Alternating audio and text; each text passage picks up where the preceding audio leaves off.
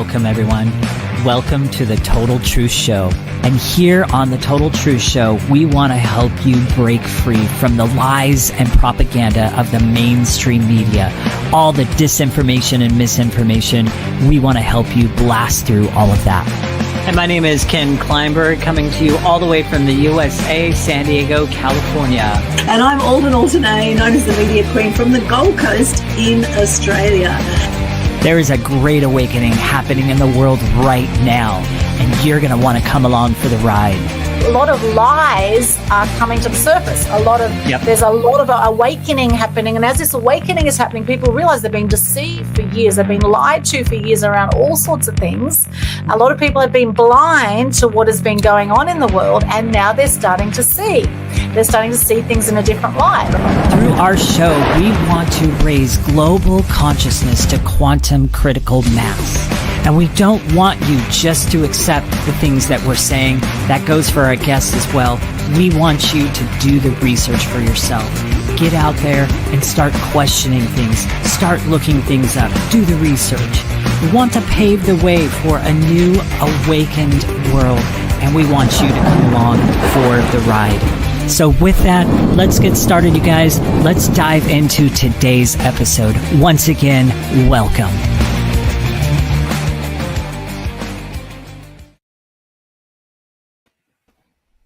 Welcome to Total Truth Show, episode 142. The truth about healing is our hot topic today. And we have an amazing guest with us who we will introduce in just a moment. And my co-host, Ken Kleinberg. How are you today, Ken? I am doing wonderful. How are you? Excellent. Now, our guest today is Dr. Kris Belfry. Now, he spent years as a chiropractor watching people do everything right and still feel like shit. Diets, adjustments, mindset work, none of it touched the real problem. So he built the Being Alive method, a nervous system-based approach that gets underneath the story people keep telling themselves. Now he works with high achievers who look fine on paper and feel stuck everywhere else, helping them see the pattern, own it, and get free of it. He's a single dad and Pearl Jam fanatic with 23 shows and counting. I love Pearl Jam as well. Blast from the past, Pearl Jam. Yeah. Wow. And he's done pretending, softer answers wherever the point. Welcome to the show, Kris. Yeah, thanks for having me. I love your intro too. That's so good. Oh, well, Ken did that. He did a great job with that intro. Yeah, I just pulled that from Messenger. You sent that to me, Kris. No, not that message. Your intro. Trailer. The trailer. Okay, gotcha. Thank you. Yeah, so good. Yes, and that intro was good too. So wonderful. Look, I love this topic. I think now more than ever, the world needs more healing. And I always say the healing starts with us. Hurt people, and healed people heal people. Right so how did this journey start for you, Kris, where you became curious about healing? Yeah, I think I share this a lot, but it really started, was in a car accident when I was 13 and I almost died. So it was in that moment, I'm Canadian kid, so I thought I'd be a professional hockey player, all 5'6" of me. But but you didn't want to kill a kid's dream. But but that was a really turning point for me, and I was really wanted to help people after that. And so I just took a journey, and I didn't know what I was going to do. I didn't know how that was going to work. I knew I liked sports and I liked science. So I went to school to be a sports in exercise science. So it was in kind of my wheelhouse. And my mom was seeing a chiropractor, and she was like, "Oh, you really," because my the main professor at my university was a sports psychologist. We talked a lot about, not to date myself, but in the 90s, he was already, back then, professional athletes were already using visualization tools for pitching, for basketball, golf. So we talked a lot about that, and just the whole idea of the body, just the fascination with the body and mind, to me, with both, really I loved. So when my mom was seeing a chiropractor, I'm like, wow, this really kind of aligns with my thinking. And so I became a chiropractor. And then chiropractic, I learned that chiropractic can help 75% of people. So I was like, well, I want to help everybody. So I started studying as many chiropractic techniques as I could. So I probably studied well over 20 chiropractic techniques.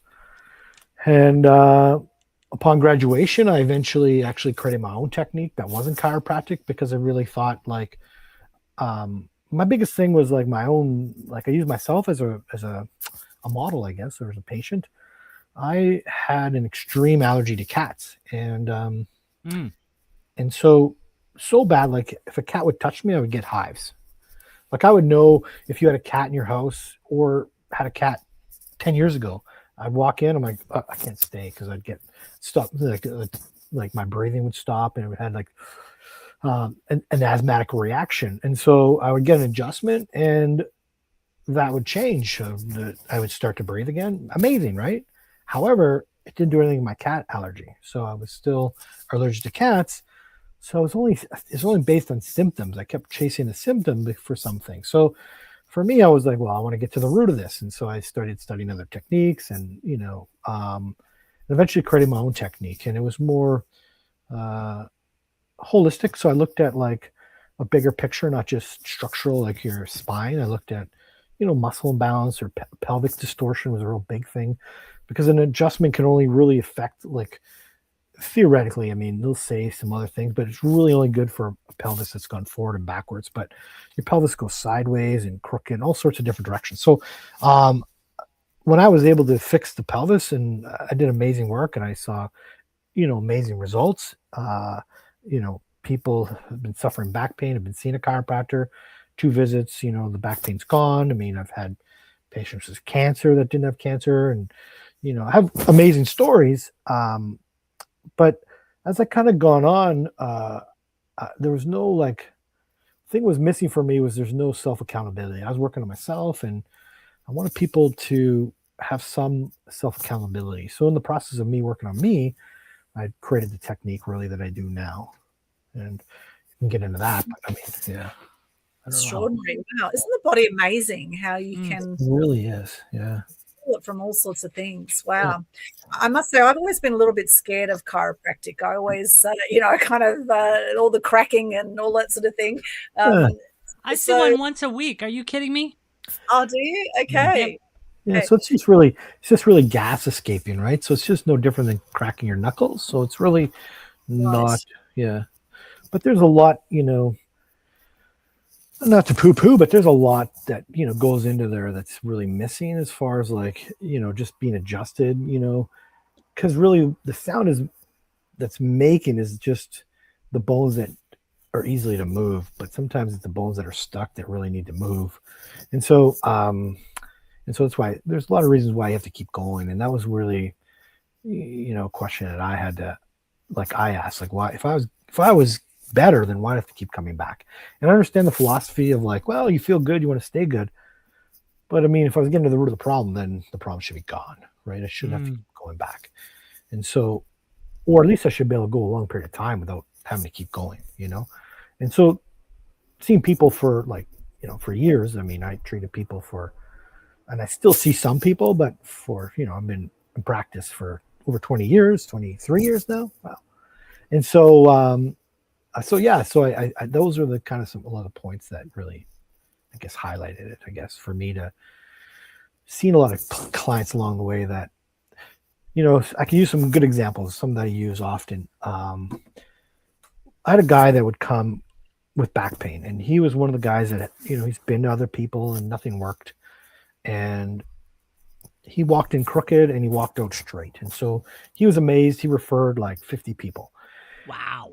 Amazing, right? I mean, so like, I don't know how many, but he referred so many people. And one day he's like, and he was one of those guys that have to come in every 4 to 6 weeks because of the back pain, And this is right when I was in the cusp of realizing that emotions played a role in our, and so he was like, Kris, like, I referred this guy and this guy and this person. Like, how come they don't have to come back? Why do I have to keep coming back?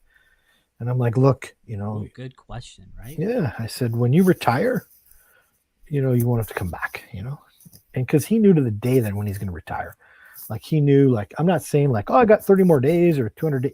Like I got like 406 days and 3 hours and 4 minutes, he knew to the day that he was going to retire, and that, he hated his job. And so, Sure enough, he retired. I didn't see him for a long time. But what I didn't tell you is that he also would come in with his wife, and his wife you would hear them bickering in the waiting room. He'd come in, he'd bicker about her, and she'd come in and bicker about him. And so what happened after he came in about 9 months, maybe I don't remember. It was about maybe over a year. So what happened after the year they brought him back in? Well, his wife retired. So it just was like a cusp, like, because they were always feuding, they're always bickering, so like here's a stress now. So it just showed me that stress was a bigger component. And so there's little examples. I had a lawyer too. She was in a car accident. She was in a taxi, and the taxi hit, I think, a bus. Anyways, she was suing the cab company, the city, and somebody else.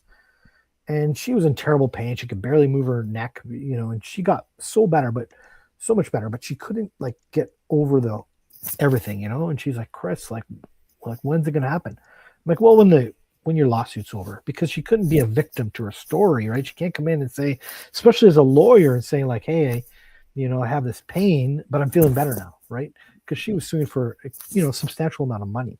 So those are some key things that I realized, like how emotions played a role in our health. And this was like before I could talk about it. Now this is common and people talk about it, but this was like, you're thinking now in the mid 2000s, right? So this wasn't commonplace, late 2000s. This wasn't something I could talk about. I couldn't say the lady who came in with back pain to say like, well, your back pain was because you're abused by your uncle, but that was the case, And the cool thing is when her back pain went away, she ended up confronting her uncle, which was so cool to do.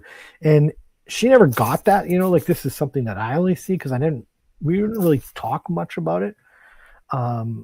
I just told her pelvis was off and I fixed all that, whatever, from a structural point of view, from, the chiropractic, point of view. And, the back pain went away and she had this conversation with her uncle, and it was a really amazing story, right? So those are the things that I realized how important that was in our healing. So those are some key moments. Yeah.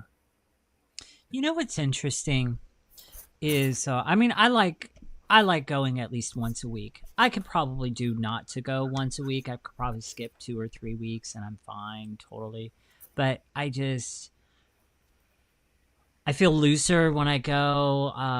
My workout is better. So, I like going once a week. And I go to this clinic. It's called The Joint. And basically, they're kind of like the fast food of chiropractic. So basically, it's the best way I can put it. Poor analogy. So I don't mean fast food as in it's unhealthy, but I mean... No, I get it. You're in and out quick. Yeah. Yeah, you're in and out quick. So it's kind of a franchise corporation kind of thing. Yep. And so I go once a week. But my story around this whole thing is it was quite a few years ago. Back around 2018, 2019-ish, I ended up with a herniated disc in my lower back. Like really bad herniated disc. I had pain that wrapped around my glute, came in the front of my quadricep, down my leg. Literally felt like somebody was drilling a nail or a screw into my knee. And then the front side of my shin, I remember there was radiating pain. And then the whole right side of my left foot was numb. And it was, I never want to go through that pain again. Yeah. So the chiropractor I went to go see to treat that pain is not the same place that I currently go to for maintenance. The chiropractor that I went to go see actually ended up saving my life. So originally, because the pain was so bad, I've never been in that severe amount of pain. Originally, I was thinking about going through the medical system and figuring out what was going on. That scared the crap out of me, trust me, because I just don't trust the medical system. But then something inside of me was like, no, why don't you check this? So I had a card from somebody who had been at that particular joint, the Joint Chiropractic, back in back in the early days when it first opened, she was one of those rare chiropractors that actually like knew what she was doing, had a lot of really good knowledge. And she kind of went above and beyond everybody else and did all the extras. So I happened to have her card. So I gave her a call. I told her what was going on. And she referred me to this one guy who then did spine decompression treatments on me. And through that journey, I kind of also learned how to actually do proper spinal care. Because one of the questions he asked me was, well, how do you care for your spine? And I showed him some typical stretching maneuvers that I usually do. And he's like, that's not taking care of your spine. I was like, oh, well, that explains why 15, 20 minutes later, all the pain comes back and my lower back's all tightened up again and everything else. So he, I kind of also self-taught myself some things around spinal care, but he also gave me some tips. One thing that I was always grateful for is he never actually told me he never told me to stay away from the gym. Instead, I came back to him and I said, here's what I'm doing, this, and this, and this, and this, and this, and this. And he's like, okay, do that, but do it this way. Do that, but do it this way. Don't do that. And, but he never told me no. So that was amazing. But needless to say, it took me literally about a year and a half, 2 years, I want to say, to get to be fully recovered. And now it's been about 5 or 6 years since I've had any kind of back problem. And if you saw what I do at the gym for my cardio routine, you'd be like, how in the world? Part of that is just because I learned along the way. I learned a lot of strategies and different things like that. But now I just go back to the chiropractor because I just like feeling loose afterwards. I mean, I don't necessarily need to go every week, but it is part of my package. So I just do. But anyhow, I thought I'd share with you that story. Yeah, for sure. Thank you. I don't think I would have need to see you for 2 years to get you out of pain, but other than that, that's good. I didn't need to see him for 2 years. The treatments lasted about 6 months. The process of recovery and doing all the things on the back end took about 2 years. Right. Because it was so severe. Yeah. So a lot of my thinking, like ever since I was little, I'm always asking why. And so even when I was doing with chiropractic, right? I mean, because everyone's like, well, it's my job, or it's working out, it's my spine, or whatever. So if that was the case, then everyone that does that should have pain, right? But it's not the case, right? So every person, I originally worked in a city that was a mining town. So you would think every miner should have back pain because I saw some miners, but I didn't see every single miner. So if it was mining that was doing it, then every single miner should have back pain, or every single laborer should have back pain, or every single dental hygienist should have neck pain. I mean, that wasn't the case, right? So and there's other extenuating circumstances that I felt was underlining that was really causing the root of the problem. And that's really what drove me to ask more questions, get deeper answers. And I'm not saying not to go to the chiropractor. I'm not poo-pooing chiropractic. I'm just saying, there's other things that might be deeper, especially with chronic problems, right? Like if you've been dealing with something for a long time, it's likely not your spine. It's likely something deeper than that. Right? So, that's the question I ask. If you slip and fall and hurt your back, well, maybe, a couple adjustments. Yeah, absolutely. But, if you're having this chronic issue, there's likely some emotion. And that's what I noticed in my client, seeing people, like thousands of clients over the years. If it wasn't emotion that was causing it, emotions was preventing it from fully healing. So there was that aspect that I really realized and really got me into what I do today. And so so I'm not saying wrong. It's wrong. That's fascinating. So you're actually saying that sorry, Aldwyn. You're actually saying that if somebody has a continual problem, there's usually an underlying emotional 100%, issue. 100%. Interesting. Unpack that a little bit. Wait, first, let Aldwyn ask her question and then unpack that. I just find this fascinating because I've been following Louise Hay for quite some time, and she has a book called Heal Your Life, and she talks about the emotional things that underlie any kind of physical pain that we have. There's usually some kind of emotional thing. For example, if you have back pain, you're not feeling supported in general, there's all sorts of things. She has all sorts of affirmations and things that she says around each kind of ailment that people feel that has some kind of emotional link. And then there's people like Brandon Bays, who has a journey process that you go into your body to find where these blockages might be emotionally and to help clear it. So there's multiple ways you can heal the body, I guess, and chiropractic is one way. If you can go deeper and look into the emotions and look at it as a multifaceted thing, then I think you'll accelerate your healing if you can get to the source of it. Absolutely.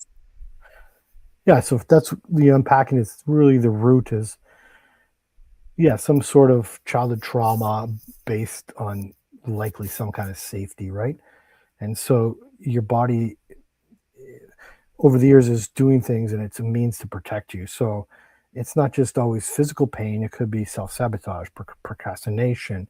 These are all ways you actually, your body, you're the creator, right? So you're creating your world, and so self-sabotage is just a way you're protecting yourself. It's just a protective mechanism, right? And so, and any kind of real personality, most people have put themselves in a little box we call comfort zone. And that box is what we define ourselves. And so if we try to leave the box, well, there's chaos, there's fear. So we go back to what we're used to. And so, I had a client who has been in and out of abusive relationship her whole life. Okay. And she would find a good relationship and she would create something and then end that to go back to an abusive relationship. Why is this pattern? Why? Well, because that's safe to her. Her whole life, probably some there's some kind of childhood abuse, right? And so the cool thing, what I do, we don't have to go through it. It's not therapy.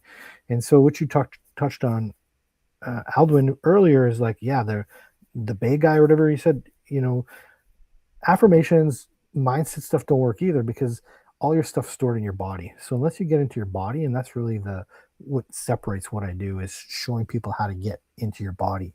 And because your body's holding, your mind is just synapses firing, you're holding your body. And you can use this as an example of just think of like you get cut off at school or when you're driving or your spouse says something or your boss, and so you flip out or you get angry, you immediately find a fight or flight. You actually feel something in your body. You feel heavy. Just think about the last time you're angry or upset or hurt or worried. You feel that in your body, right? And so we're just trying to, a lot of these things like affirmations, surely good, but it's only, like I always talk about it from a tree point of view, just, cutting branches from a tree rather than really getting to the root of the problem, right? And so really you want to get into your body because that's where you're holding on to it. And so your body remembers, and I just help people remember what's going on in your body. So how do you help people? Because now I'm going, okay, wait, what does this look like? So how do you help people identify that in their body? And then how do you help people now fix it? Because part of work that I'm doing now, it has nothing to do with back stuff, but part of the work that I'm doing is learning to kind of reprogram not just the subconscious mind, but limiting beliefs around certain things and different things like that. And I am actually learning that some of these beliefs are cellular, blah, blah, blah. Can't say that correctly. I'm getting tongue-tied, but I think you know what I'm saying. And when I discovered that, I was like, wait, okay, so then how do you fix that? If it's down to the cellular level, then how do you fix that and reprogram that? And how do you now get out of that? Because Now what I'm finding is, even though I formed new beliefs around things and then taken another step, found evidence for the new beliefs and standing on that evidence, because the evidence is irrefutable, it's true.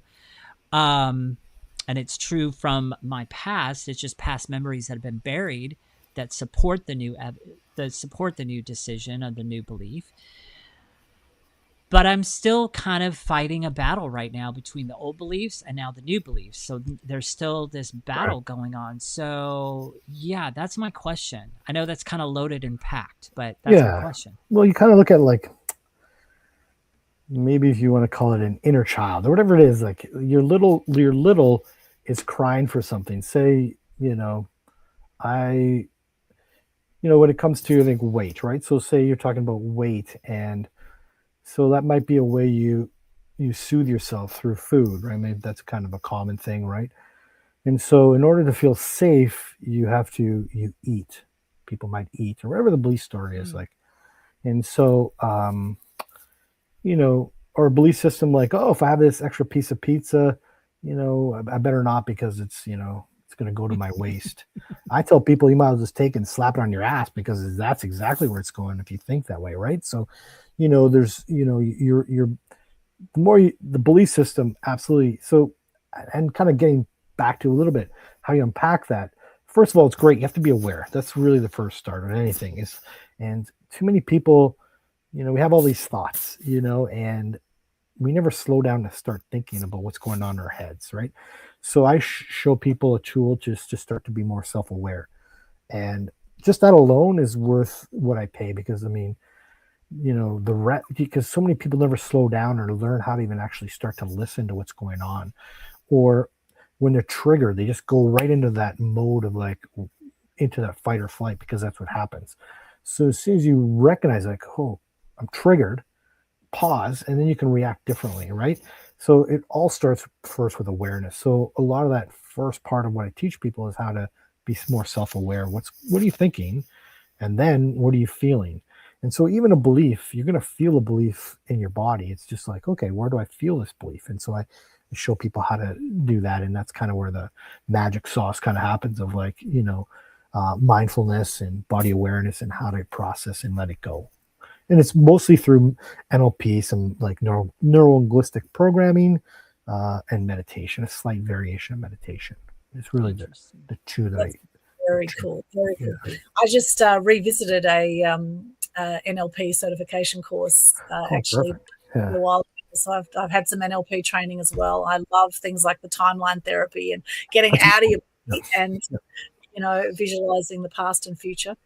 Yeah, so I do a little bit of past timeline therapy and a little bit of mostly anchoring. The biggest is anchoring. I anchor because once you anchor that everything in your body, then you can process so much quicker and so much easier. Like even now, having done this for a long time, I can read a book and process things. I can have a conversation with you and process it all at the same time. If something you say triggers me or, Yeah, I love that. And you mentioned awareness there, and it made me think of 3 steps to healing that I heard from one of my mentors a while ago, a guy called Ben Harvey from Authentic Education. And he said there's 3 steps to healing, or to feeling and healing. The 3 steps to healing is, the first is awareness, the second is acceptance, and the third is appreciation. And I think when you have the awareness and then the acceptance that, hey, there's nothing right or wrong about this, because a lot of times we judge ourselves, we self-criticize, we self-sabotage, especially on the emotional eating. I know I've been an emotional eater many times in my life. I love food, and it's being able to actually discipline yourself to control those eating habits, because a minute on the lips and a lifetime on the hips, they say. So.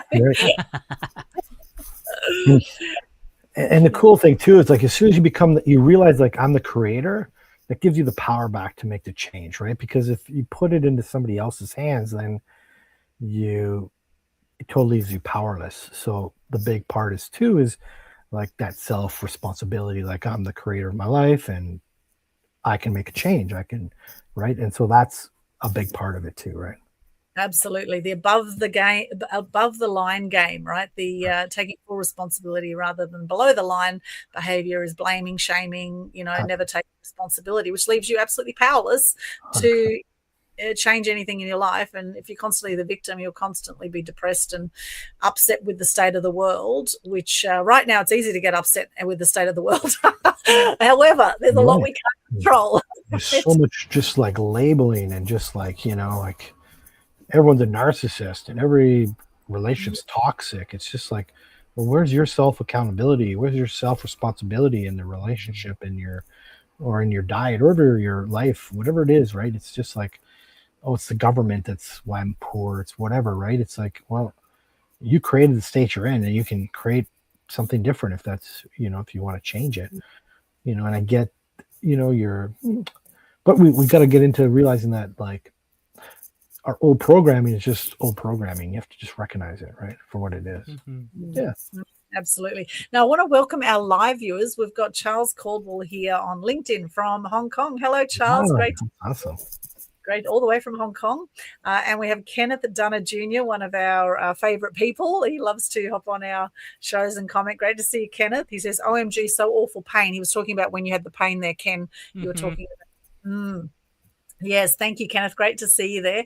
And actually, talking of back pain, now I always love to keep an open mind and be curious about so much in life. And I find the more I learn, the more I realize there is to learn.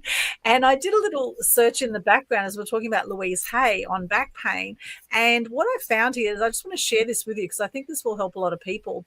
Louise Hay, she says that back pain reflects emotional and mental stress with different areas of the back linked to specific feelings such as fear, guilt, and financial worries. Now, interestingly, she says for lower back pain, for anyone who's feeling this now, she says it's often linked to fear of money or lack of financial support, reflecting anxiety about security and stability in life. She says for mid back pain, she says it's connected to guilt and feeling burdened by responsibilities or unresolved emotional issues. And it may also indicate holding back love or resentment. As I say, resentment is when you want someone else dead and you take the poison. Upper back and rounded shoulders, which a lot of people have now with being on their devices all the time. A lot of us now have like this thing. They call it tech neck here in Australia. I don't know about America, but people are calling it tech neck, the technology neck.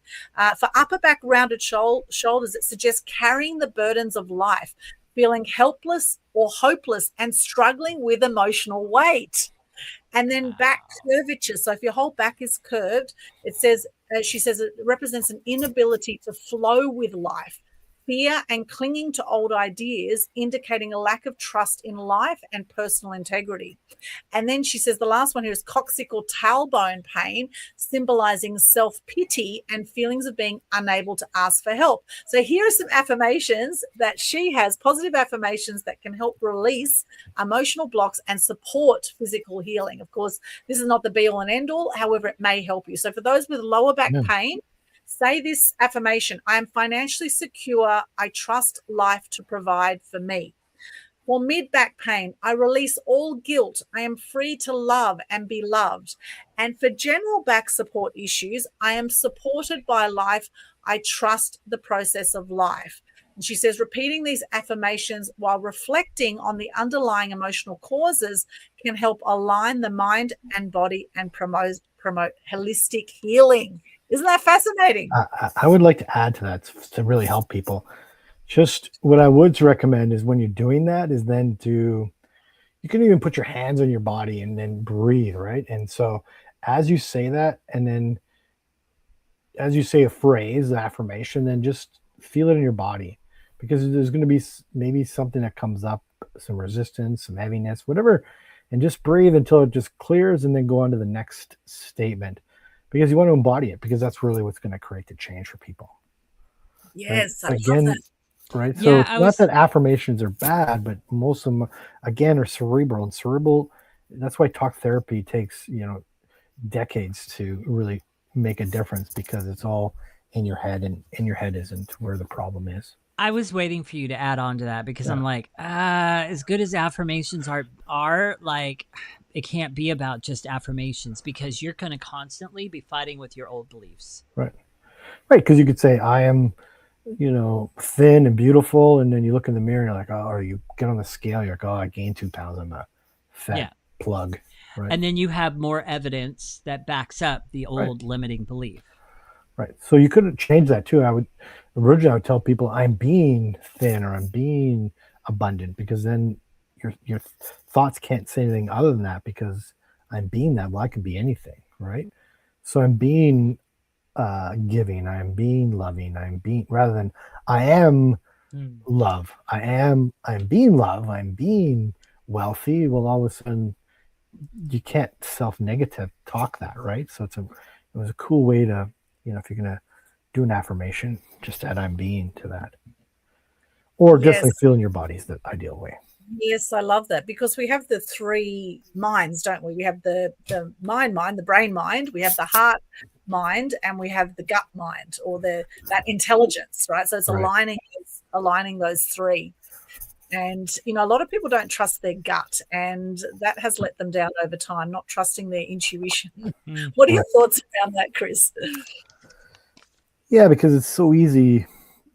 Well, first of all, because we've got so many thoughts going on, right? So we can't quiet our mind enough to really be a listener to what's going on. And so that's part of what, working with people too, they're able to slow down.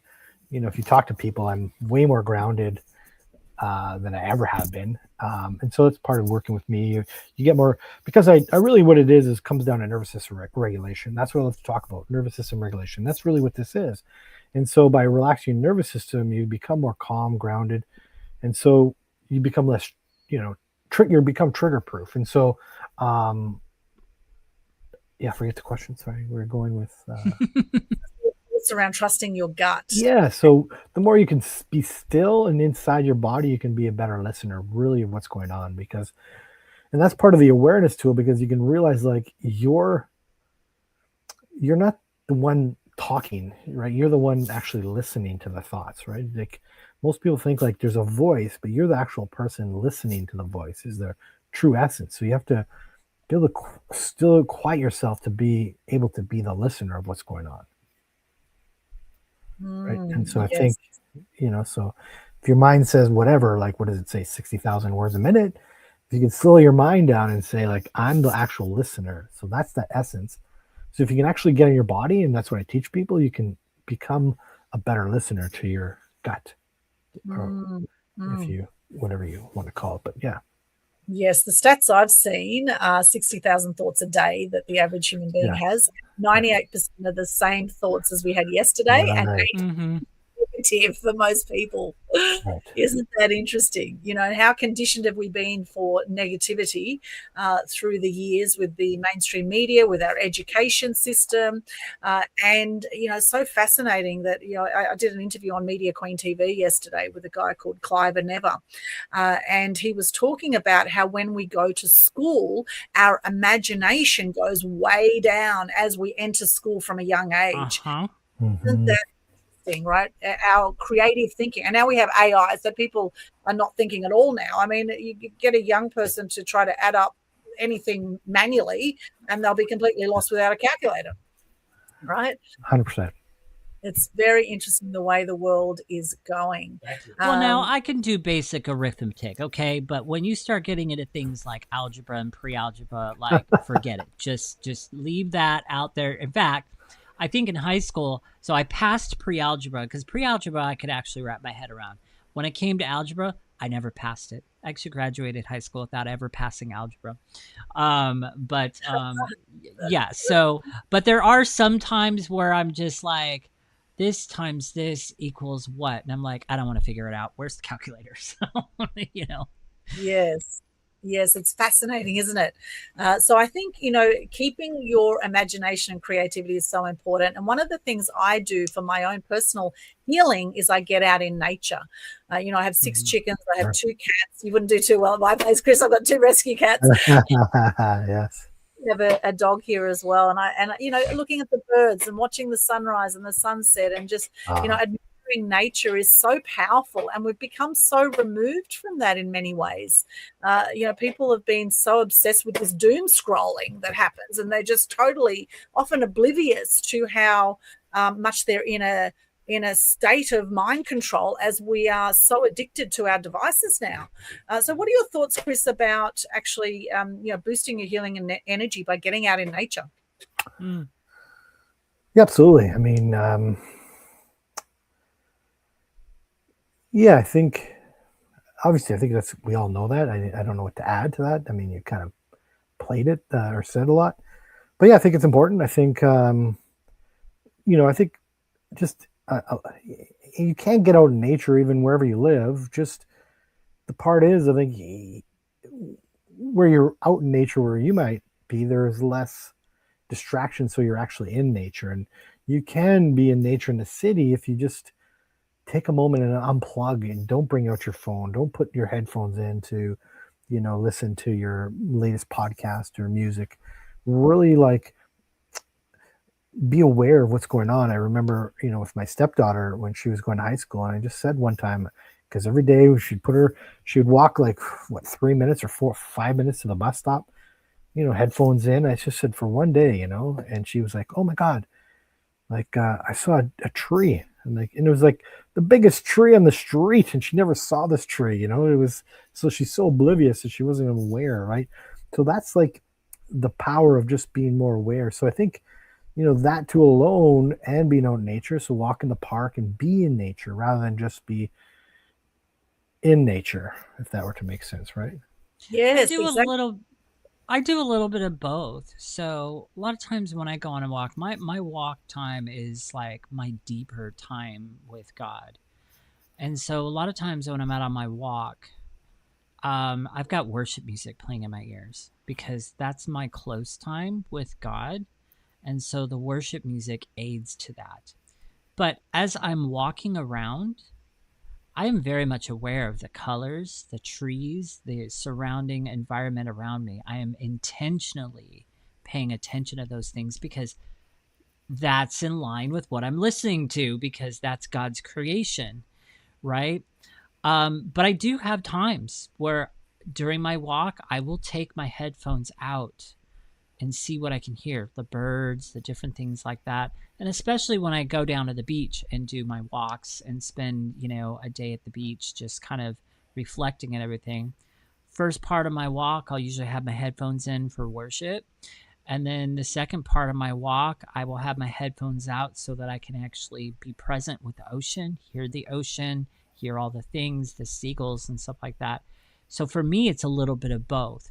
But either way, even if I'm walking here around my place and they've got like a little walkway out here just across over on the other side of my backyard,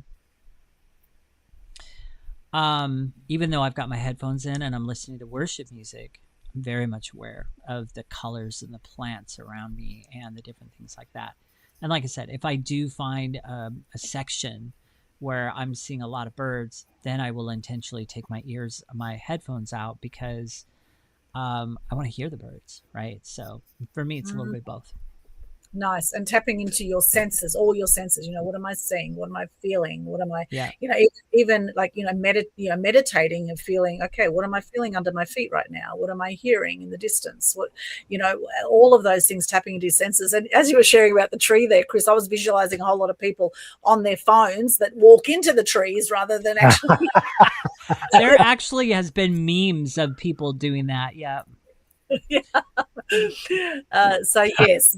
It's amazing how we are so hooked on our devices, and they're designed that way. They're designed to have people hooked and to have so many tools now on this one device. I mean, remember the days before mobile phones? Remember the days before digital photography? I mean, it's insane how much the world has changed in the last 20 years. And no doubt in the next 20 years, there'll be people who are probably marrying their robots. I'm sure this is all going to be happening. If it's not happening already, they don't need blow up dolls anymore. Just get yourself a robot that'll just do everything you say and will never argue and, do whatever you want. I mean, hey. That is absolutely sad. Sign me up for that.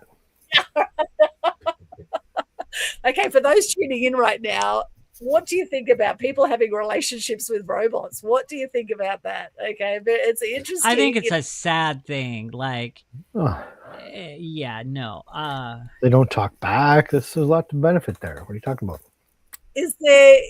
well, the thing is, everyone wants love, right? And robots and AI now, people are full on having like relationships, as far as they talk more to their AI bots now in a lot of people in business than they do to actually real people in their life. So they actually, in essence, do have a kind of relationship going on here with their AI bot.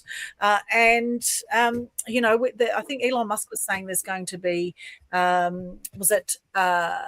millions of, I don't know, humanoid bots, I think humanoid robots by 2030. I think he was saying like 40 million or so, some ridiculous amount of, or over a million, whatever it is, look it up. But yeah, a lot of humanoid bots out there predicted in the next few years that are going to be doing things like washing your dishes and folding your clothes and, all that sort of thing.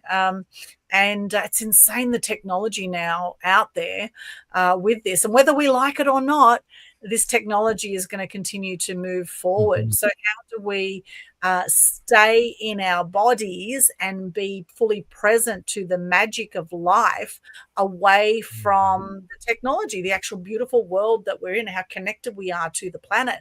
And you look at animals. Animals run on instincts. They're present in the moment. Animals are so healing for us because they're just in the moment. They're just being. Whereas as humans, we make life really hard for ourselves sometimes. And humans are the only ones that actively destroy their environment as well, interestingly. So now, talking of love, I do want to dedicate this show today to Dolly Parton. In the last 24 yes, I know. Unfortunately, Dolly Parton has just passed away. For those who don't know, she was 80 years of age and battling 2 years with cancer. And interestingly, her husband also died last year. And in the last week, I had another beautiful friend of mine at 54 years of age here, a lady called Neen, who did a lot to save the swans on the Gold Coast. She passed away of cancer. And one of the biggest side effects we're finding from the jab now through COVID is turbo cancers. And I do wonder how many of these cancers that are popping up are from that. Will we ever know exactly? But what we do know is the stats show there's a lot of turbo cancers and a lot of heart attacks that have been happening in the last few years, which is very interesting. And I know this is a controversial topic, and I know that there's a lot of people who felt they were forced to take the jab and they were actually coerced into it. I know my dad got shingles from it. I know people personally have had a lot of side effects, and there were others that had no side effects. So it's kind of like Russian roulette. But at the end of the day, no matter what the government says, we choose what we put into our bodies, right? And I was prepared personally to never travel again, never go into a restaurant again. And there's no one going to convince me to get that poison. I call it poison in my body, because we're starting to see evidence of that now. So yes, it's interesting when we talk about the truth about healing. It's interesting, different people's perspectives on that, and how we've been trained. And with you being a chiropractor, Kris, I'm sure you would have had certain training that maybe now you maybe don't agree with. So what are your thoughts on that traditional healing methodology versus ancient healing modalities? Well, I don't know where to go with this. I think it's hard to say. I think, like, from a chiropractic standpoint, I think a lot of it has to do with different philosophies from the different schools you were brought up in.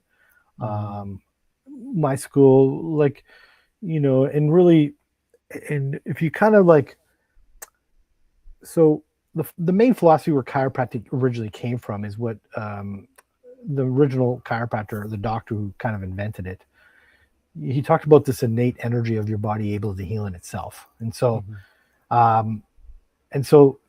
that also was part of why I do what I do, is I'm working at that deeper level, at that level, at an innate level.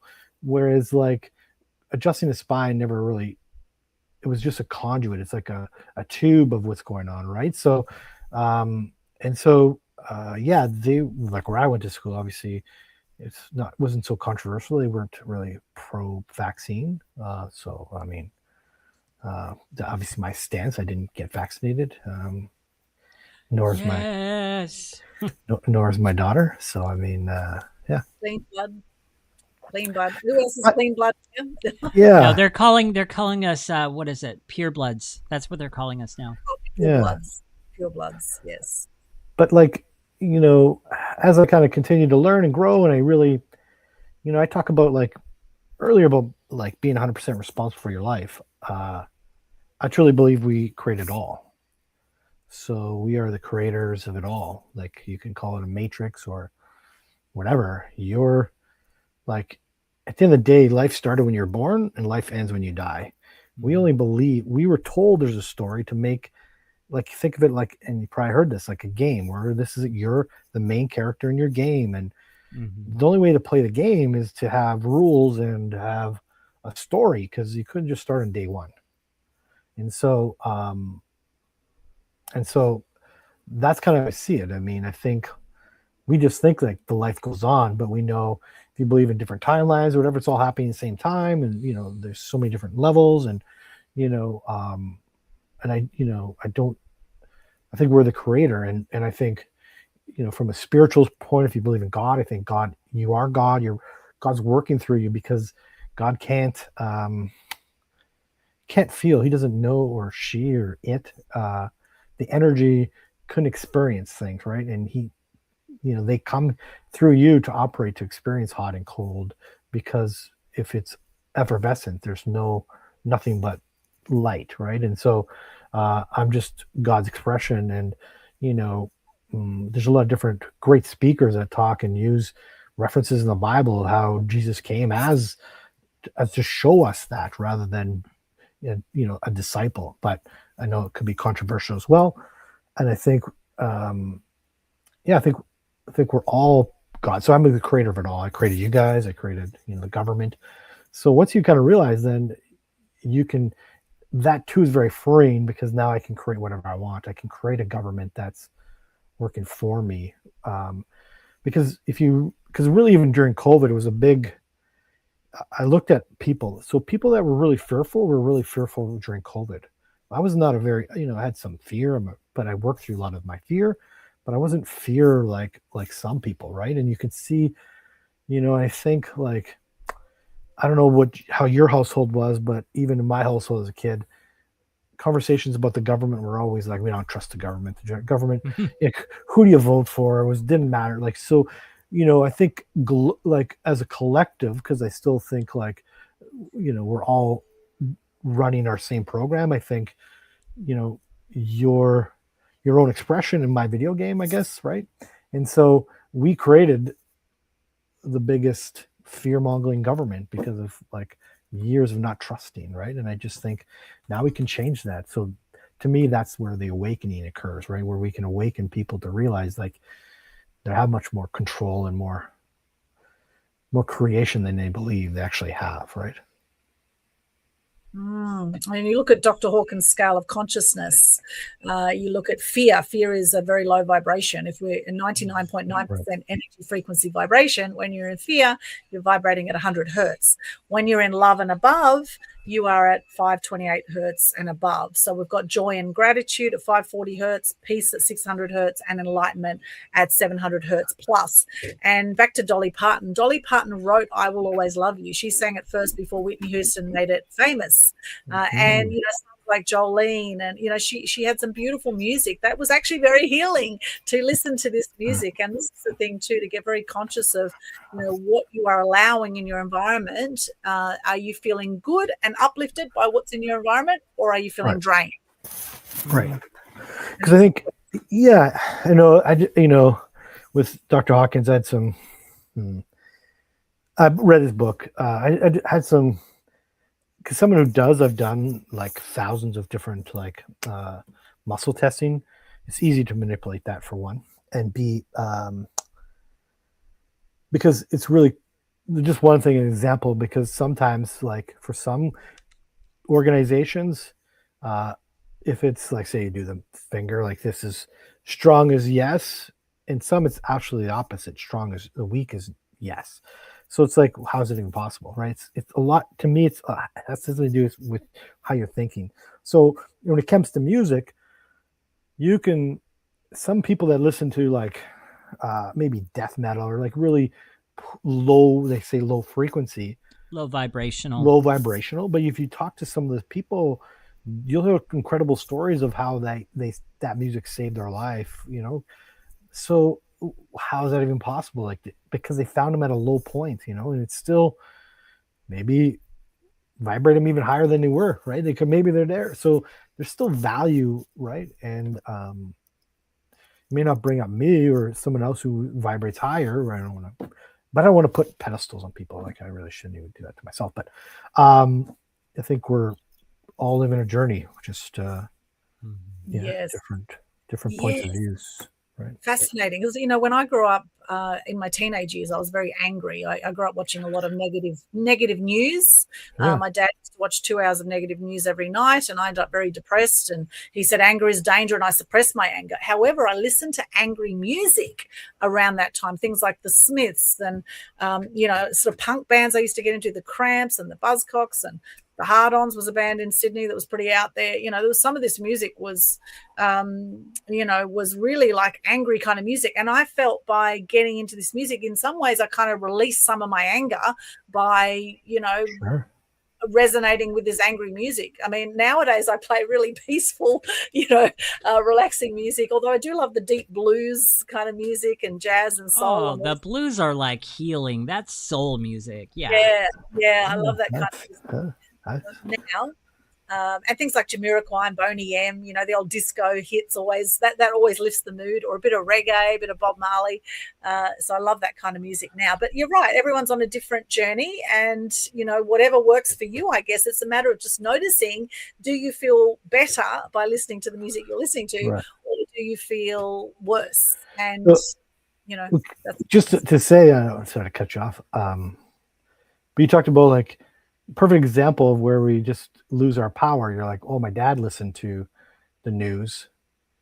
That was still you, right? So it's still you picked that up. You chose to feel that, right? And so all it did was, because at the time you were probably, teenage years were a struggle, where there's fitting in school or wearing the right clothes and all the stuff that goes along at that time. And, it kind of makes sense that you may be angry about something, and just and I don't think, to me, I think it's less about, you created like less about the music. I listen to all sorts of music now. It doesn't have to be, I listen to Tool and Metallica still. I mean, right. Well, yes, as a child, back in the days before social media, we just had one TV in our little house in northern beaches of Sydney. And I remember, I used to actually get up really early and watch Thunderdome, Thunderbirds. I used to love that show, Thunderbirds. Anyway, that's another thing. I used to love that. But also every night was the negative news, and I would be so upset that I'd be in tears as a little girl. After I was very impacted. I was very empathic, and I kind of felt everything. And when I'd seen killings and and then I witnessed animal cruelty in the schoolyard, I witnessed bullying in the schoolyard, I saw my best friends turn against me, and yes, I totally I guess chose my reaction to all of that.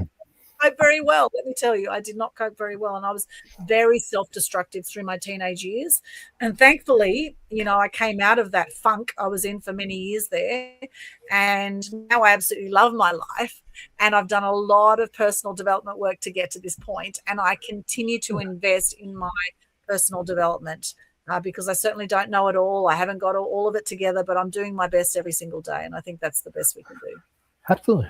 But all that keeps people safe. I just want to, whatever you're going through, your body's doing that as a means for safety, right? Even the client I talked about being in an abusive relationship, she would return back to that because that was safe to her, because that's what we know, right? And so regardless of our situation or our story, it's what we think is safe. And so we, our nervous system wants safety. And so that's what we're used to. So it's going to go back to what we know, right? Yes. Nowadays, I prefer positive news, and I've turned my mess into my message, I like to call it. Absolutely, because, right? Everything happens for us, not to us. So it's a matter of noticing what are some of the experiences you've had through your life, and some of those most challenging times have led to often to what we do now. Absolutely, because you can't. I'm sure you've been there. It's hard, like, who better to be like, Ken's story? Who better to talk to about weight loss than someone that's gone on the journey? Right? It's like, how could you sit there and say, well, you're 500 pounds and I'm going to listen to you tell me about how to lose weight, right? But you went from 500 pounds to 100 pounds, I'm going to listen because you know something, right? Rather than you talk to a doctor, like, what do you know? He's like, oh, get on a treadmill and he's smoking a cigarette while he's telling you that, right? It's like, or he smells like cigarettes, or, you know, he's obese himself. He's like, oh, you just need to lose weight. Oh, look at you. Like, you're a dumpster dive yourself. Like, what are you telling me what to do? So, but you're going to listen to someone who's been there, done that, you know, and right. And I think going through those experiences allows you to do that. You know, I remember trying to talk to parents before I had a child myself about parenting, and they're kind of looking at me like, what do you know? You know, they're right. I didn't know anything about what it would be like to raise a child. Now I have that experience, right? So I think we have to go as ambassadors, or whatever you want to call us, into the world. I think it's those people that have been in the trenches that are going to share their stories that are going to move the needle on people, right?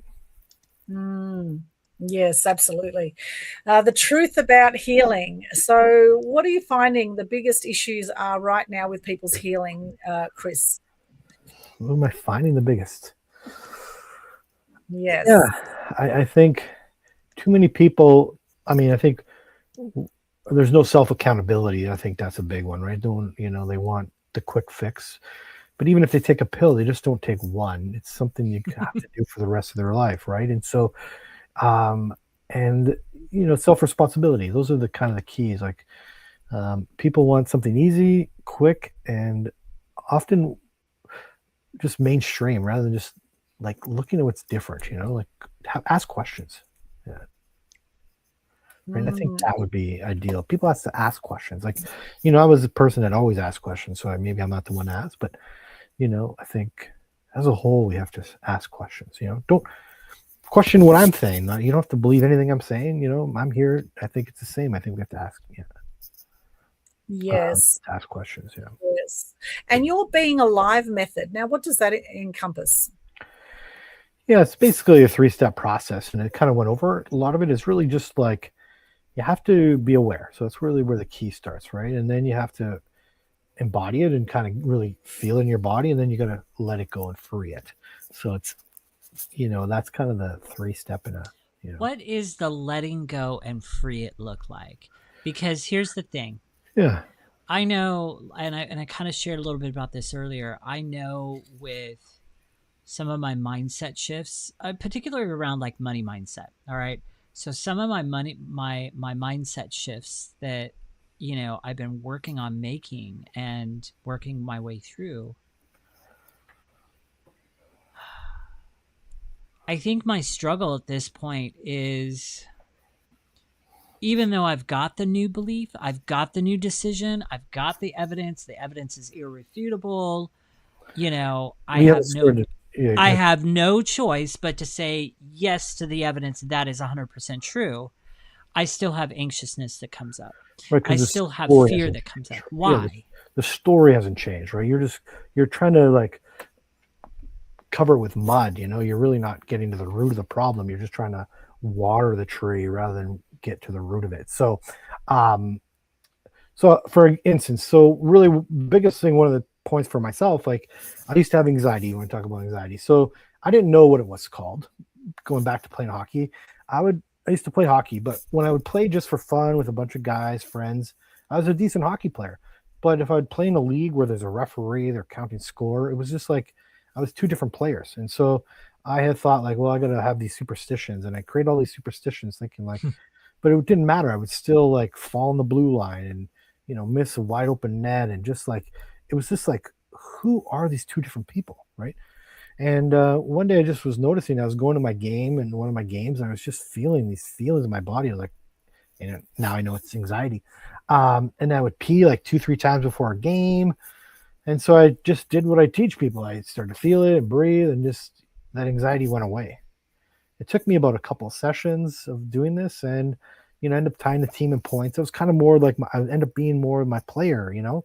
And so that's the idea. If you have to like actually start to feel it, and then actually it disappears, it becomes no longer your story. So someone. What do you mean by feel it? You mean just sit in it? Your body. Yep. Feel in your body. You have to embody it. You have to. So when you're feeling the scarcity or whatever the mindset you're feeling, you have to feel that. So I had a person who was afraid of being in crowds for some reason. Like she would never go to concerts. Even going to her church was challenging. And she was going to a wedding, and she's from, Indian descent. So if you know anything about Indians, enormous weddings. And it was her niece getting married, so she wanted to go. I think 1 or 2 sessions, boom. She was able to, and she just went. There was no anxiety. There was no trepidation, or the word would be before. There was just like, it wasn't like, just like you and I would go without a problem, right? And that's what happens, right, when you let go. I grew up in a world where, you spilled water, you get yelled at. And, my wife would do that and at the dinner table. And I grew up and my daughter would lose it. I'd lose my mind. It was just ridiculous. This is, and I share the story. Maybe it's embarrassing, but for people, or for me, but one day now I'm single and I'm sitting there, and she spilled water, and I flip out, and I could see the fear in her. She's running to the kitchen to get some blanket, a napkin, and something to cover the water. And I realized, like, what am I doing? So I did what I teach, and I realized, like, I worked through that, the trigger, and literally within 3 sessions, I never reacted. I mean, the cool thing, it just happened like a couple months ago now. Neither of us reacted, which was the best part, because after I wasn't reacting, she was still having the fear. So her nervous system was now, I created her own nervous system because they're worried about me. So even after I said, "Oh, don't worry about it," she would run and get towels and, napkin, and like, "Don't worry, Daddy." I'm like, "Oh, don't worry. And now she doesn't react. I don't react. So it's, it was a real gift to see that, because she hadn't spilled water in, years, and she just spilled one recently. So it was good to see that no one reacted, because that's the power of it. You have to actually, get in your body, because that's where that's where you're holding it. Maybe I missed it. So how does that process happen of actually getting in your body and then releasing it? And the reason why I'm just kind of leaning in a little further with this is because I feel like I've tried so many different times only to fail. And so I'm kind of like going, well, not to fail, because if I truly failed, I wouldn't be here. It was a learning point. So I mean, I'm kind of also learning to rephrase stuff like that too. So you just want to, whatever you're feeling. Yeah. So you have some anxiety about something, money. So you're say your anxiety about looking at your bank account because you're worried about being overdraft. Well, sit with the anxiety, like feel it in your body. Like, where do you feel it? Where do you notice it? And just be with it. Right. And that's going to be enough to let it go. That's it? Yeah. You just sit in it? Yeah. All right. I'm going to test that. And then I'm going to come back to you and be like, no. But I mean, there's a little bit, it's a simplified version. You got to do it a bunch, but yeah, it'll work. Absolutely. Yeah. So you do have to do it multiple times. Okay, so it's a little bit of a process. That's kind of the whole process. You got to get it in the body and you feel it, but it's like riding a bike. You're not going to get it in the first, like you're going to be able to ride, but the more you practice, the more you get in your body, the better you're going to be at it, the better, so absolutely, but you don't know what you're looking for. So it could take longer. It could take, right. Okay. But it's so that's what I was looking for. There's a process to it. And then what comes to my mind is, as I'm doing all this work, and this is all part of the journey that I'm on, and I'm just kind of being transparent about, it's like, okay, here's some areas where I'm struggling. But then as I'm doing all this work, recently it came to my mind, one of the other underlining thoughts that's there that also produces anxiousness is, okay, with all this process I'm doing, and all this reprogramming and paying attention and stuff like that, which I know it is helping. Like, it is putting me on the right path. I am heading down that path that I want to go on. But now there's this underlining thought is, what if I'm missing something? And what if that throws a wrench in this whole thing? And what if that stalls me out? And what if, all of that is now playing through my mind. Like, what if I don't do it right? And then there's the fear, like when I feel the emotions, I'm like, oh, I feel these emotions. Does that mean all the work I've done is now void and nil? or do I just embrace and move forward? Right. That's what I'm. Yeah. So anyhow, that's like all the chatter. Simple answer: you can't do it wrong. You can't do it wrong. Right. That's good to know. And no judge whatever happens. I think that's the biggest. Even with meditation, people are like, oh, I can't meditate. The whole idea of meditation, just you being with yourself, and how often do you do that, right? So just take 10 minutes, 5 minutes, and just be with your thoughts. If that's all you do, like if you fall asleep during a meditation, great. That's what you're supposed to do. If all you do is think about what you got to do today and during your meditation, perfect. That's all. But we never spend time with just you or our thoughts, right? We are with yourself. So no, I kind of feel like most of the time I'm running away from my thoughts. Right. Yes.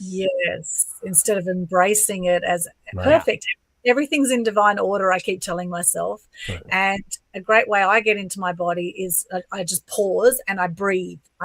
Breathing, I think, is very powerful, because when the triggers come, often people just react like they become like 3-year-old children suddenly, and they, fight, they fly, or they freeze. There's one of those 3 reactions that generally happen. And it's just noticing how you react. And I know whenever I feel angry about something, I don't like the feeling. And so now it's like, okay, how long do I want to hold on to that feeling? And, and then actually just stopping myself and just going, okay, enough, and having this little conversation with myself. But subconsciously, you've got generally one of 3 things that people are feeling subconsciously. It's I'm not good enough, I don't belong, and I'm not loved. And so if we've got this I'm not good enough, which I've had I'm not enough, full stop, like not just not good enough, but just not enough. I've had that running the show. And so being a massive overachiever and being really hard on myself for many years. So then it's just noticing, there I am being hard on myself again, when those conversations come up, like I'm not doing it right, whatever, those conversations. And then just actually coming back to, okay, what's a small thing I can do now where I can acknowledge myself for something I've done. And then I'm really loving lately breaking down my to-do list to very simple tasks and prioritizing and then ticking things off in my diary. I love doing that. Yeah, that's good. Self-confidence every time I do that. I would say, like, to add to that, a lot of those, most things, like from my experience, the root of all of it is all around safety. So early on in your childhood, it basically comes around safety. At some point, you didn't feel safe to be held or heard, because we've all seen children or infants can only communicate through crying, and often we just let them cry, and so it goes with a need not being met. So and me and my wife were really made sure that when my daughter would cry, we went to her, because she's crying for something. She just was with her mom for 9 months or 10 months, really, right in her womb. And all of a sudden, boom, you're out in the real world. And all of a sudden you're in a different room. She can't, it just makes no sense how we raise our children nowadays. And so we always felt like, okay, if she's crying, there's a need being met, regardless of what that is. Right. And so we would go to her, and so we would soothe her, whatever, hold her, or, check on her. Is she hungry? Is she wet? That's, and so a lot of that starts because, around safe. So she didn't feel safe, right? And so you see that, like my daughter, we would take her anywhere and just leave her and close the door and go. And most parents, that's not the case. It's like the kids lose their mind, like preschool, school, dance class. My daughter's 3, drop her off, we go. It really never mattered. She was fine with us. So, I wanted to have a second child, just even like as a test, but never happened yet. Yes, I hear you. And it's interesting, the word safe, the government often use that. Oh, this is safe and effective, and how often have we heard, whenever I hear safe and effective from government or media now, I think, oh, question that one, question everything. Because people do want to feel safe. And absolutely. Yeah, and I know we do need to wrap up shortly, but yes, really love this conversation today, Kris. Is there anything else you want to share about the truth about healing before we go on? No, I think we covered so much. I mean, there's so much more we can dive deeper into. I wish we could continue. My apologies. Well, perhaps we'll have a part 2 of you on the show. Yeah, that would be lovely. Yeah. think there's so many more we can dig more into that we couldn't even cover in a half hour. I think, yeah, it'd be great. Yes, wow. I'd love to. And you're putting your own event on coming up, a health event coming up. Do you want to talk a little bit about that? Yeah, it's called Unmask Your Health. Ken's going to be a speaker. It's a different. It's just a different way of different people from different walks of life from explaining the point of view how they help people. So whether that's from my point of view, nervous system regulation, or weight loss. We have people. In my last one, a guy did this sauna detox, which was really cool with vitamin B. Yeah, so we have all sorts. There was a girl who talked about healing with what do you call it, like mushrooms, I think, or whatever, like whatever medicinal things, right? So there's really different ways of going. It was really different talk speakers. So yeah, it's a great event, and it's I don't have a date on it yet, but yeah, in the fall it's coming. Excellent. And do you have a favorite quote or motto you'd like to share with us today, Kris? No, that's a good one. I don't. I'm not a big quote guy. Yeah. No. Okay. What's your motto? Like, what's a phrase you go by? What's like a tagline for your brand or something like that? What is that? Something you think about? Yeah, just like for me, it's always like everything comes down to like just being alive. I think the whole thing is just be. And Alive is a Pearl Jam song, so it just kind of fits because I love, like to be alive. It's just amazing. So, to just to be, and be do have process, which we didn't get into, but being alive, forget to live, right? And so that's the whole process of what I teach people is to actually live, right? To be and to be more present and actually live. And so you're more, you're better with your family, your friends, you just can relate more. And the cool thing is like the more you change, the more the people around you change, so just working with a lady, and yesterday she spoke about like she's in in a situation, she's divorced, but she's got 2 kids, and they see their dad, and it's just like they're always like arguing and just blowouts. And by doing the work, like he's changing, which is so cool when that happens. Yes, I love that. I love that. I've done a lot of work with Landmark Education, and they talk about it. Exactly. Yeah. Being when you be a certain way, then you will do certain things, and then you will have the result. Exactly. Yeah, that's where I got it. Absolutely. Yes, love that. And for people to work with you or connect with you, I presume you'll have this health event up on your website once you have a date set. Yes. This is your website here. We'll share there, belfrywellness.com. Yes. They can book a call. We have to offer a free discovery call. We can dig into, your problem. I don't work with everybody because the biggest is people that have to want to take accountability for themselves, and I want them to succeed, and they have to want to do the work. It's not going to happen without that. So you have to put some work in. Right? So. I can attest to that. This journey I'm on, it has not been an easy one. It's a lot of work to make sure that you stay on top of this journey. Right. So I can attest to that. Yes, 100%. And everything's in divine order, I believe. So, welcome the challenges because they do help us grow stronger and get to the next level in life. So Belfry Wellness, for those on audio, that is BELFRY Wellness, WELLNESS.com. Check out Kris's links there and all of the goodness to connect with Kris. Thank you so much. And thank you for having me. This was awesome. Oh, it's been a great show. And yes, we'd love to have you back sometime. That would be amazing. Let me know. Now, Kris, you can either stay on while Aldwyn and I wrap up, or you can go ahead and pop off now. So it is totally up to you. We're just letting you know that you have the freedom to do that if you want. Perfect. I'm going to pop off, but I really appreciate it, and I'd love to do this again. So let me know, and we will. Definitely. Great having you on the show, my friend. We'll talk again to both of you soon.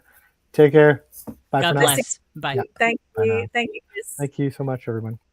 Thank you. Fantastic. Oh, he was great. Okay. Oh, that was an amazing conversation.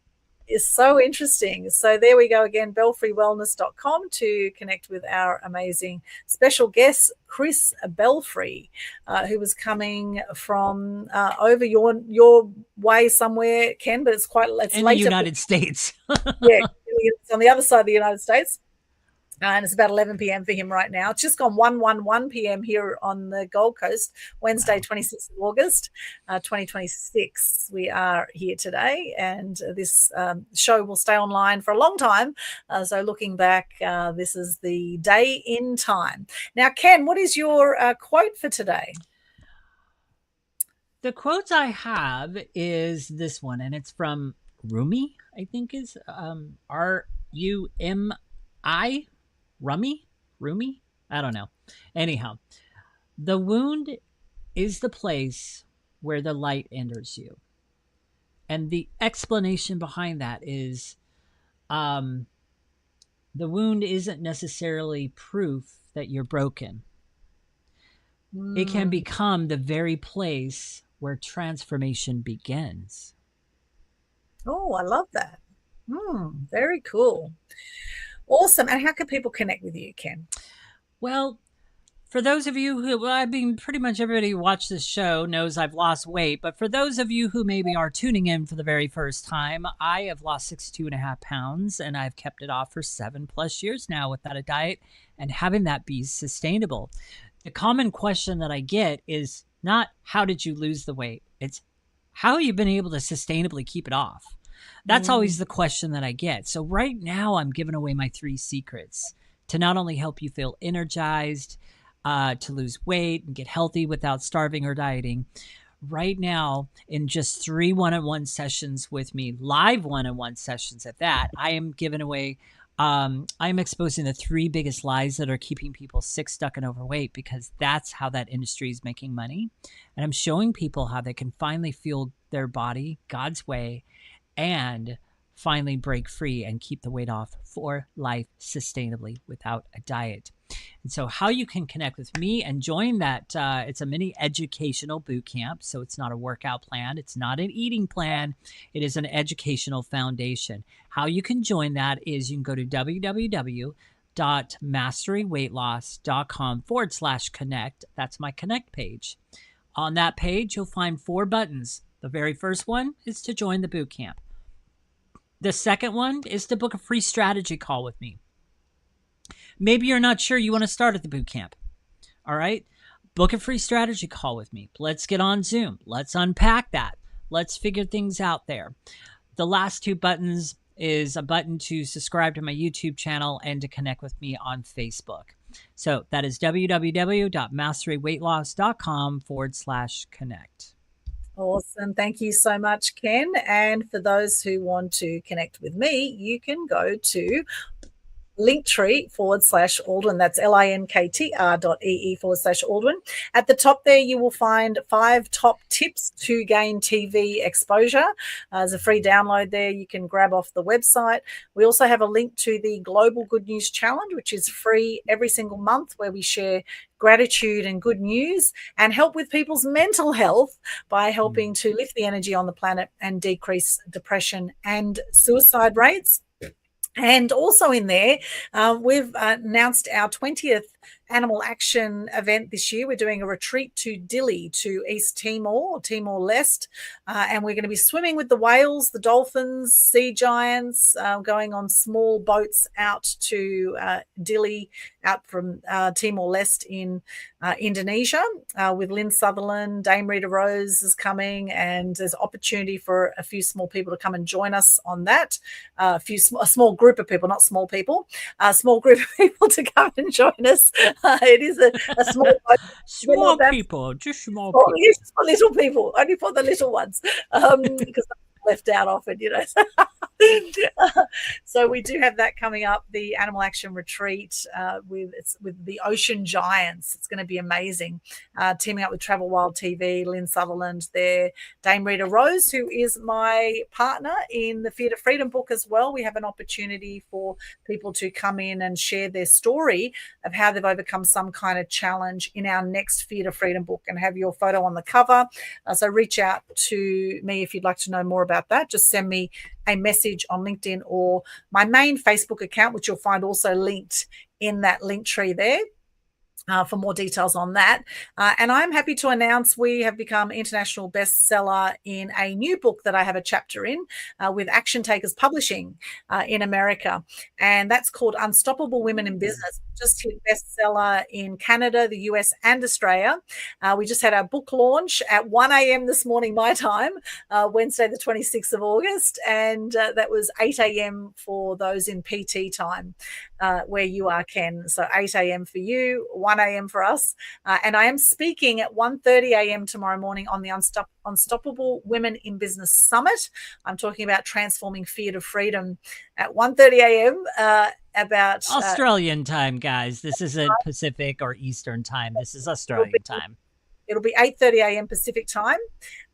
And speaking about transforming fear to freedom, the power of your story. So really looking forward to being at that summit and speaking there. It is a free event. I've put a link onto my socials. You can register and come and join us live if you'd like to in the next 24 hours. All right, my quote today, actually, I've got a few quotes. I really love this one here. Your healing doesn't mean the damage never existed. It means the damage no longer controls our lives. I love it. And here's one by Gary Zukov, and it's eventually you will come to understand that love heals everything and love is all there is. And all you need is love, right? As the song goes, and as beautiful Dolly Parton sang, I Will Always Love You, and blessings to Dolly Parton. May she rest in peace. Thank you for the joy that you brought, Dolly. Thank you for all the beautiful music, and what a special lady. And, a famous Dolly Parton quote, she said, it costs a lot to look this cheap. I'll never forget that. So thank you so much, Dolly Parton. And for those who passed before us, thank you. Blessings to you. And for those who continue to live on in this version of reality, may you do your best to be as healthy as possible so you can live the longest, happiest life that you can in the beautiful blessing that we have here with our lives. Thank you so much. Ken, any final thoughts or words before we wrap up this show? No. It was a really good show. Yes, it was an awesome show. Let us know what you thought. For those who joined us live or watching the replay, let us know what are your thoughts on our show here. Hey, Corinda's with us. Hey, Corinda, good to see you. Let us know, what did you enjoy about this show? What did you get from it? What was something you learned? Maybe some aha moments. Let us know in the comments. And if you have any questions for any of us, of course, we're always open to that as well. And please share the love, like our Total Truth Show Facebook page, follow us on Spotify, etc., etc. We'd love to connect with you, and of course our YouTube channels. We have all sorts of great content out there, so please stay connected. We just hit 3,000 uploads on our YouTube channel, so very very happy about that. And just hang in there, my friends. Be consistent, be faithful with the small, and the big will come. It's another one of my favorite quotes. And be the change you wish to see in the world. Thank you so much, Ken. It's been an absolute pleasure. Thank you to our amazing guest today as well, Kris, and many blessings. We'll see you next time on Total Truth Show. Bye for now. Bye.